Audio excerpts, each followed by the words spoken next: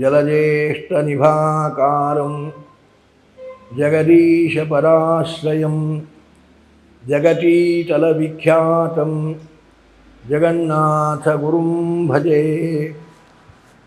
ಹರಿಕಥಾಮೃತಸಾರ ಗುರುಗಳ ಕರುಣದಿಂದಾಪನಿಟು ಬೇಳುವೆ, ಪರಮ ಭಗವದ್ಭಕ್ತರಿದನಾದರದಿ ಕೇಳುವುದು.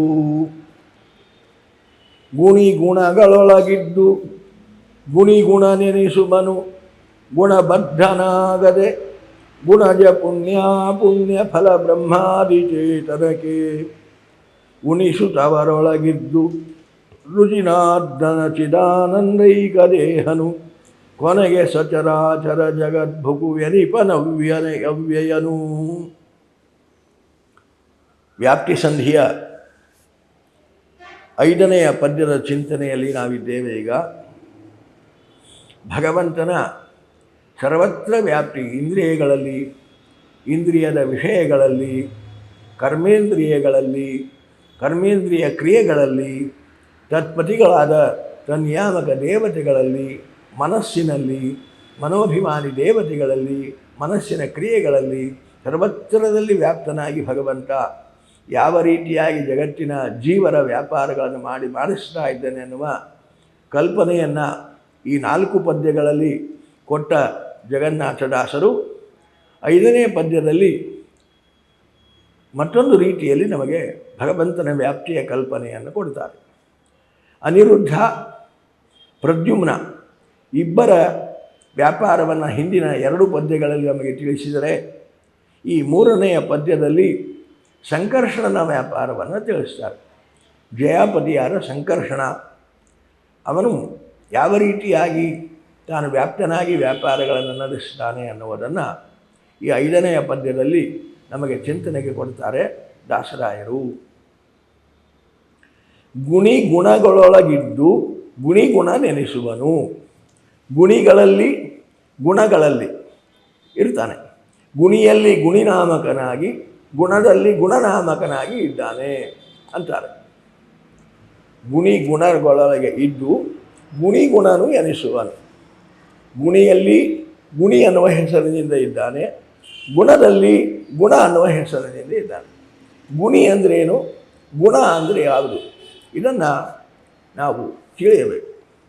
ಗುಣ ಅಂದರೆ ಪ್ರಾಕೃತಿಕವಾಗಿರತಕ್ಕಂತಹ ಗುಣಗಳು, ಪ್ರಾಕೃತಿಕವಾದ ಸತ್ವಗುಣ, ರಜೋಗುಣ, ತಮೋಗುಣ, ಇವೇ ಗುಣಗಳು, ಪ್ರಧಾನವಾಗಿರತಕ್ಕಂತಹ ಗುಣಗಳು.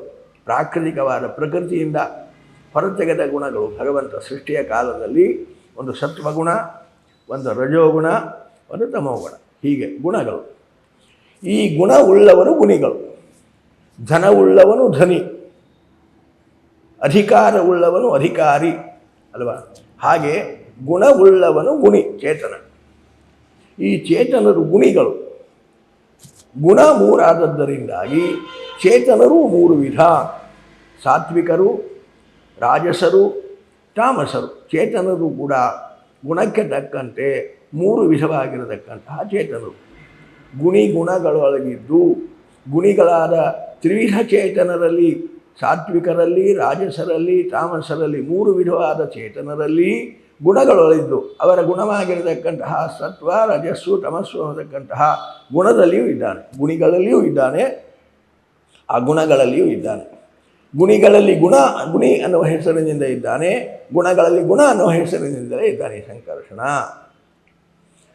ತಾನು ಗುಣದ ಜೊತೆಗೆ ಗುಣಿಗಳ ಜೊತೆಯಲ್ಲೇ ಇರ್ತಾನೆ, ಆದರೂ ಕೂಡ ಗುಣಬದ್ಧನಾಗದೆ ಅವನಿಗೆ ಈ ತ್ರಿಗುಣಾತ್ಮಕವಾದ ಪ್ರಕೃತಿ ಬಂಧಕವಾಗುವುದಿಲ್ಲ. ಚೇತನರಿಗೆ ಬಂಧಕ ಅದು.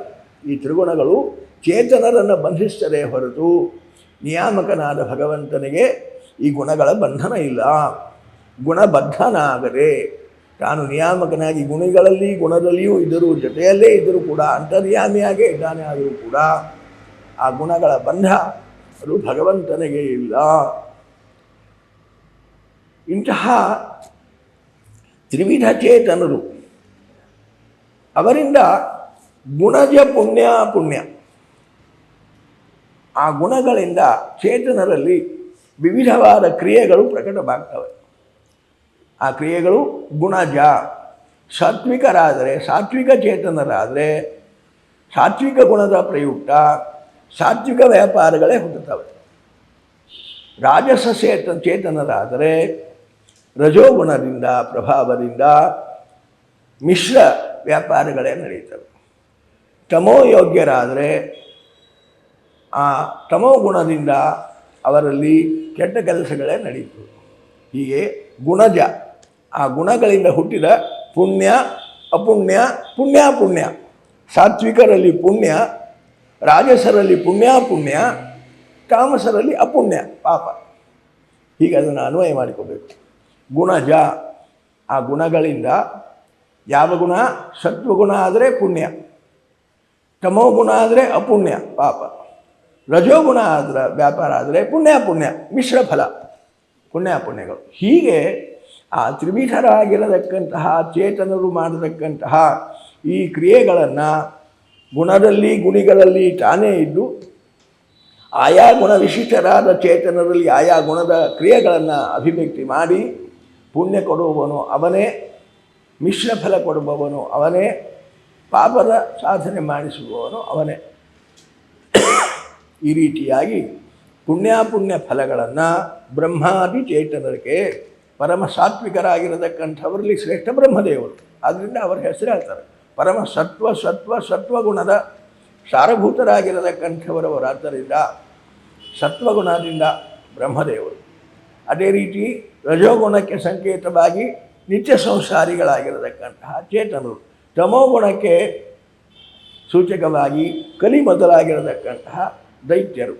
ಹೀಗೆ ಗುಣಜ ಪುಣ್ಯ ಫಲ ಬ್ರಹ್ಮಾದಿ ಚೇತನಕ್ಕೆ ಉಣಿಸುತ್ತಾ ತ್ರಿವಿಧ ಚೇತನರ ನಿಯಾಮಕನಾಗಿ ತ್ರಿವಿಧ ಚೇತನರ ಅವರವರ ಗುಣದಿಂದ ಆ ವಿಕಾರ ಹೊಂದಿದ ಚೇತನರಿಗೆ ಆಯಾ ಥರದ ವ್ಯಾಪಾರಗಳನ್ನು ತಾನೇ ಮಾಡಿಸಿ ಪುಣ್ಯಫಲಗಳ ಸಂಬಂಧವನ್ನು ಅವರಿಗೆ ಮಾಡಿಸಿ ಆ ಪುಣ್ಯಫಲಗಳ ಪಾಪಫಲಗಳ ಪರಿಣಾಮವಾಗಿ ಸುಖ ದುಃಖಗಳನ್ನು ಉಣಿಸುತ್ತಾ ಅವರೊಳಗಿದ್ದು ಹೀಗೆ ತ್ರಿವಿಧ ಚೇತನರಲ್ಲಿ ಇದ್ದಾರೆ. ನೋಡಿ, ಕೇವಲ ಮೋಕ್ಷಯೋಗ್ಯ ಚೇತನರಿಗೆ ಮಾತ್ರ ಸಾಧನೆ ಮಾಡಿಸೋದಲ್ಲ, ತಮೋಯೋಗ್ಯರ ತಮಸ್ಸಾಧನೆಯೂ ಅದು ಭಗವದ್ ಅಧೀನ. ತಮಸ್ಸಾಧನೆ ಮಾಡಿಕೊಳ್ಳುವ ಸ್ವಾತಂತ್ರ್ಯವೂ ತಾಮಸರಿಗೆ ಇಲ್ಲ.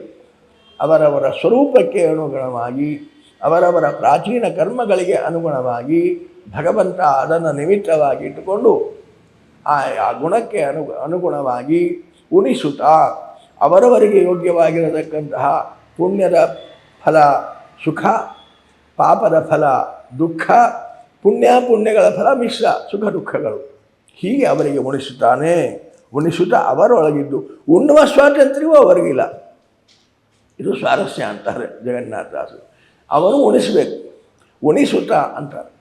ಆ ಪುಣ್ಯ ಪಾಪಗಳನ್ನು ಅನುಭವಿಸುವ ಸ್ವಾತಂತ್ರ್ಯವೂ ಚೇತನರಿಗೆ ಇಲ್ಲ. ಆದ್ದರಿಂದಾಗಿ ಉಣಿಸುತ್ತಾ ಅವರೊಳಗಿದ್ದು ಆ ಪುಣ್ಯ ಪಾಪಗಳನ್ನು ಉಪಭೋಗಕ್ಕೆ ಅವರಿಗೆ ಕೊಡ್ತಾ ವೃಜಿನಾರ್ದನ ಚಿದಾನಂದೈಕ ದೇಹನು ವೃಜಿನಾರ್ದನ ಈ ರೀತಿಯಾಗಿ ತ್ರಿವಿಧ ಚೇತನರಿಗೆ ನಿಯಾಮಕನಾಗಿದ್ದು ಈ ವ್ಯಾಪಾರಗಳನ್ನು ನಡೆಸುತ್ತಾ ಇದ್ದಾನೆ ಅಂತ ಯಾರು ಚಿಂತನೆ ಮಾಡ್ತಾರೋ ಅವರಿಗೆ ವೃಜಿನಾರ್ದನ.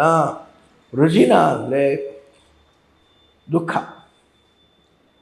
ಆ ದುಃಖಕ್ಕೆ ಕಾರಣವಾದ ಪಾಪ ಎರಡು. ವೃಜಿನ ಅಂದರೆ ಕೋಶದ ಪ್ರಕಾರ ವೃಜಿನ ಅಂದರೆ ದುಃಖ.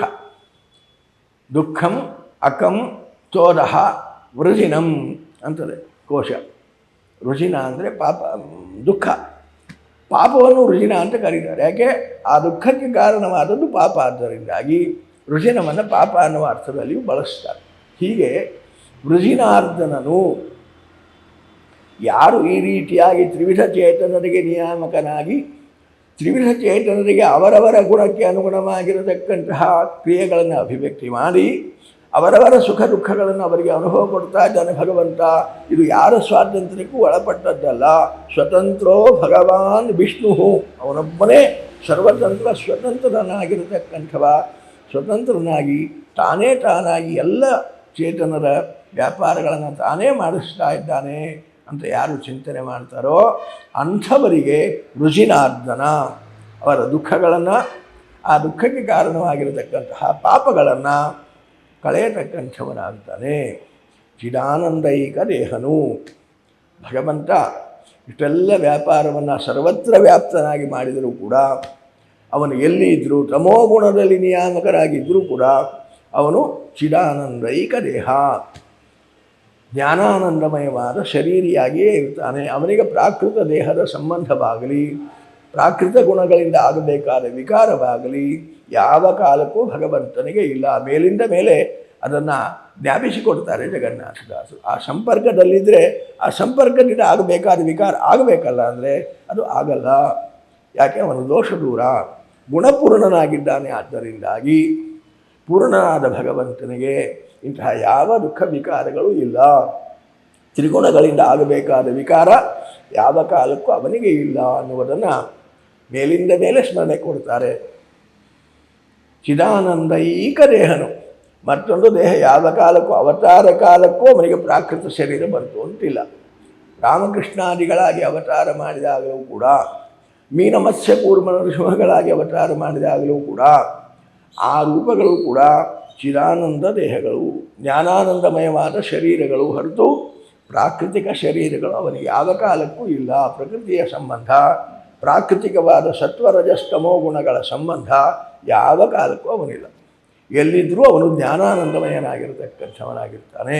ಅದರಿಂದ ಯಾವ ವಿಕಾರಗಳು ಅವನಿಗೆ ಯಾವ ಕಾಲಕ್ಕೂ ಇಲ್ಲ ಅನ್ನುವುದನ್ನು ಉಪಾಸನೆಯಲ್ಲಿ ನಾವು ಮರಿಬಾರ್ದು. ಭಗವಂತನನ್ನು ಚಿಂತಿಸುವಾಗ ಇದನ್ನು ಮರಿಬಾರ್ದು.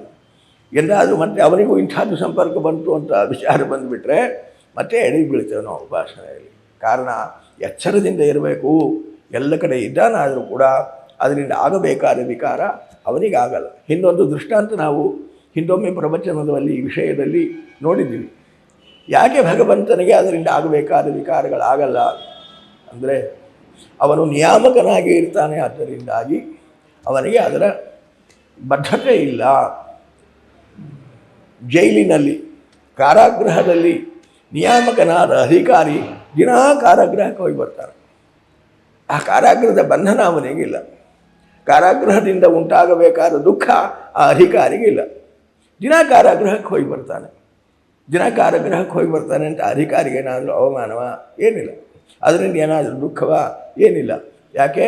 ಅವನು ನಿಯಾಮಕನಾಗಿದ್ದಾನೆ, ಅಲ್ಲಿ ಅಧಿಕಾರಿಯಾಗಿದ್ದಾನೆ. ಆದ್ದರಿಂದಾಗಿ ಕಾರಾಗೃಹಜನ್ಯವಾದ ದುಃಖಾದಿಗಳು, ಅದರ ಸಂಪರ್ಕ ಅಧಿಕಾರಿಗೆ ಇಲ್ಲ. ಹಾಗೆ ನರಕ ನಿಯಾಮಕರಾಗಿರತಕ್ಕಂತಹ ಯಮದೇವರಿಗೆ ನರಕದ ಅನುಭವ ಉಂಟೇನು? ಯಾವಾಗಲೂ ನರಕದಲ್ಲೇ ಇರ್ತಾರೆ. ಪಾಪಿಚೇತನರನ್ನು ನಿಯಮಿಸ್ತಾ ನರಕದಲ್ಲೇ ಇರತಕ್ಕಂತಹ ಯಮದೇವರಿಗೆ ನರಕದಲ್ಲೇ ಇದ್ದರೂ ಕೂಡ ನರಕದಿಂದ ಆಗಬೇಕಾದ ವಿಕಾರವಾಗಲಿ, ನರಕದಿಂದ ಆಗಬೇಕಾದ ದುಃಖದ ಅನುಭವ ಆಗಲಿ ಅವರಿಗಿಲ್ಲ. ಹೀಗೆ ಸಾಮಾನ್ಯ ನಿಯಾಮಕರಾದವರಿಗೇನೆ ಅದರ ಪರಿಣಾಮ, ಅದರಿಂದ ಆಗಬೇಕಾದ ದುಃಖಾದಿಗಳು ಆಗೋಲ್ಲ ಅಂದಮೇಲೆ ಪರಮ ನಿಯಾಮಕನಾಗಿರತಕ್ಕಂತಹ ಜಗದೊಡೆಯನಾದ ಗುಣಪೂರ್ಣನಾದ ಭಗವಂತನಿಗೆ ಹೇಗೆ ಅದರ ವಿಕಾರ ಆದೀತು? ಯಾವ ಕಾಲಕ್ಕೂ ಆಗಲ್ಲ. ಯಾಕೆ? ಅವನು ಚಿದಾನಂದೈಕ ದೇಹನು ಅನ್ನುವ ಸ್ಪಷ್ಟತೆಯನ್ನು ನಮಗೆ ಮತ್ತೆ ಮತ್ತೆ ಕೊಡ್ತಾರೆ. ದಾಸರು ಮೇಲಿಂದ ಮೇಲೆ ಈ ಮಾತುಗಳನ್ನು ಹೇಳ್ತಾರೆ. ಚಿದಾನಂದೈಕ ಏಕ ದೇಹ, ಯಾವ ಕಾಲಕ್ಕೂ ಮತ್ತೊಂದು ದೇಹದ ಸಂಪರ್ಕ ಇಲ್ಲ. ಮುಖ್ಯವಾಗಿ ಎಲ್ಲ ಅವತಾರಗಳಲ್ಲಿ ಕೂಡ ಇಂತಹ ಚಿದಾನಂದಾತ್ಮಕ ದೇಹವನ್ನೇ ಅವನು ಹೊಂದಿರ್ತಾನೆ. ಹೀಗೆ ಭಗವಂತ ಜಗತ್ತನ್ನು ಸೃಷ್ಟಿ ಮಾಡಿದ, ಅಲ್ಲಿ ಚೇತನರನ್ನು ಸೃಷ್ಟಿ ಮಾಡಿದ. ಆ ಚೇತನರಿಗೆ ಇಂದ್ರಿಯಗಳಲ್ಲಿ, ಮನಸ್ಸಿನಲ್ಲಿ, ಇಂದ್ರಿಯ ಗುಣಗಳಲ್ಲಿ, ಇಂದ್ರಿಯ ವ್ಯಾಪಾರಗಳಲ್ಲಿ, ಆ ವಿಷಯ ಪದಾರ್ಥಗಳಲ್ಲಿ ಸರ್ವತ್ರದಲ್ಲಿ ವ್ಯಾಪಿಸಿ ಸಕಲ ವ್ಯಾಪಾರಗಳನ್ನು ಮಾಡಿಸ್ತಾ ಅವರ ಸಾಧನೆಗಳು ಮುಗಿದ ನಂತರದಲ್ಲಿ ಕೊನೆಗೆ ಪ್ರಳಯ ಕಾಲದಲ್ಲಿ ಸಚರಾಚರ ಜಗದ್ಭುಕು ಎನುಕನು. ಚರಾಚರಾತ್ಮಕವಾದ ಪ್ರಪಂಚ, ಚರ ಅಚರ, ಚರ ಜೀವರು, ಅಚರ ಜಡ. ಜೀವನದಲ್ಲಿ ಕೂಡ ಚರಾಚರ ಜೀವರಿದ್ದಾರೆ. ಸ್ಥಾವರಗಳು, ಗಿಡ ಮರಗಳು ಅದು ಅಚರ ಚೇತನಗಳು. ಉಳಿದಂತೆ ಸಂಚಾರ ಮಾಡುವ ಪ್ರಾಣಿ ಪ್ರಪಂಚ ಅದೆಲ್ಲ ಚರಾತ್ಮಕವಾಗಿರತಕ್ಕಂಥ. ಹೀಗೆ ಜೀವನದಲ್ಲಿ ಕೂಡ ಚರಾಚರರಿದ್ದಾರೆ. ಅಂತಹ ಚರಾಚರರಾದ ಜೀವರು, ಅಚರರಾಗಿರತಕ್ಕಂತಹ ಜಡಗಳು. ಇದೆಲ್ಲವನ್ನು ಕೂಡ ಚರಾಚರಾತ್ಮಕವಾದ ಜಗತ್ತನ್ನು ಭುಕ್ ತಾನೇ ಭೋಜನ ಮಾಡಿಬಿಡ್ತ. ಹೇಗೆ ಹೊಟ್ಟೆಯಿಂದ ತೆಗೆದು ನಾಭಿಕ ಮಲದಿಂದ ಹೊರಗಡೆಗೆ ಸೃಷ್ಟಿ ಮಾಡಿದ್ನೋ, ಸೃಷ್ಟಿ ಮಾಡಿದ ಜಗತ್ತನ್ನು ಪ್ರಳಯ ಕಾಲದಲ್ಲಿ ಮತ್ತೆ ಅದನ್ನೆಲ್ಲ ಸ್ವೀಕಾರ ಮಾಡ್ತಾನೆ, ತನ್ನ ಹೊಟ್ಟೆಯಲ್ಲಿ ಇಟ್ಕೊಂಡ್ಬಿಡ್ತಾನೆ. ಪ್ರಳಯ ಕಾಲದಲ್ಲಿ ಜಯಾಪತಿಯಾದ ಸಂಕರ್ಷಣನ ಕೆಲಸ ಇದು. ಪ್ರಳಯಕರ್ತ ರಾಘವೇಂದ್ರ ಸ್ವಾಮಿಗಳವರು ಪ್ರಾತಃ ಸಂಕಲ್ಪದಲ್ಲಿ ಈ ಜಯಾಪತಿಯ ಸಂಕರ್ಷಣನ ವ್ಯಾಪಾರ ಹೀಗೆ ಹೇಳ್ತಾರೆ ನೋಡಿ. ಜಗತ್ಸಂಹಾರ ಪ್ರಯೋಜನಕ ಜಯಾಪತಿ ಸಂಕರ್ಷಣ ಮೂಲಭೂತ ಅಂತಾರೆ ರಾಘವೇಂದ್ರ ಸ್ವಾಮಿಗಳವರು. ಹಾಗೆ ಈ ಸಂಕರ್ಷಣ ರೂಪದಿಂದ ಜಗದ್ಭುಕ್, ಭಗವಂತನಿಗೆ ಒಂದು ಹೊಸ ಹೆಸರು ಹೇಳ್ತಾರೆ ಜಗನ್ನಾಥದಾಸರು. ಇಲ್ಲಿ ಜಗದ್ಭುಕ್, ಇಡೀ ಜಗತ್ತನ್ನೇ ತಾನು ತನ್ನ ಹೊಟ್ಟೆಯಲ್ಲಿ ಧಾರಣೆ ಮಾಡ್ತಾನೆ, ಇಡೀ ಜಗತ್ತನ್ನೇ ತಾನು ನುಂಗಿಬಿಡ್ತಾನೆ. ಆದ್ದರಿಂದ ಜಗದ್ಭುಕ್ ಅಂತಲೇ ಅವನಿಗೆ ಹೆಸರು. ಜಗದ್ಭುಕು ಎನಿಪನು ಅವ್ಯಯನು. ಅವನಿಗೆ ಹೊರಗೆ ಹಾಕಿದಾಗ ದುಃಖ ಇಲ್ಲ, ಹೊರಗೆ ಹಾಕಿದ್ದನ್ನು ಒಳಗೆ ತಗೊಳ್ಳುವಾಗಲೂ ವ್ಯತ್ಯಾಸ ವಿಕಾರಗಳಿಲ್ಲ. ಜಗತ್ ಸೃಷ್ಟಿ ಮಾಡಿದ್ದೇನೆ, ಇದು ಹೇಗೆ ಸಂಹಾರ ಮಾಡಲಿ ಅನ್ನುವ ದುಃಖವೂ ಇಲ್ಲ, ಸೃಷ್ಟಿ ಮಾಡಿದೆ ಅನ್ನುವ ಆನಂದದ ಹಿಗ್ಗೂ ಇಲ್ಲ. ಅವ್ಯಯ, ನಿರ್ವಿಕಾರನಾಗಿ ಇರತಕ್ಕಂಥವನಾಗಿರ್ತಾನೆ. ನಿರ್ವಿಕಾರನಾಗಿ ಸೃಷ್ಟಿ ಮಾಡ್ತಾನೆ, ನಿರ್ವಿಕಾರನಾಗಿ ಸಂಹಾರ ಮಾಡ್ತಾನೆ. ಚೇತನರ ಸಾಧನಕ್ಕೋಸ್ಕರವಾಗಿ ಈ ಸ್ಥಿತಿಲಯ ವ್ಯಾಪಾರಗಳನ್ನು ಮಾಡುವ ಭಗವಂತನ ವ್ಯಾಪಾರ ಅತ್ಯದ್ಭುತವಾಗಿರತಕ್ಕಂಥದ್ದು ಅಂತ ನಾವು ಚಿಂತನೆಯಲ್ಲಿ ಅಳವಡಿಸಿಕೊಳ್ಳಬೇಕು ಅನ್ನುವ ಚಿಂತನೆಯನ್ನು ಈ ಪದ್ಯದಲ್ಲಿ ದಾಸರಾಯರು ನಮಗೆ ಕೊಡ್ತಾ ಇದ್ದಾರೆ. ಯಥಾಮತಿ ಪದ್ಯಾನುವಾದ ಮಧ್ವೇಶಾರ್ಪಣಮಸ್ತು.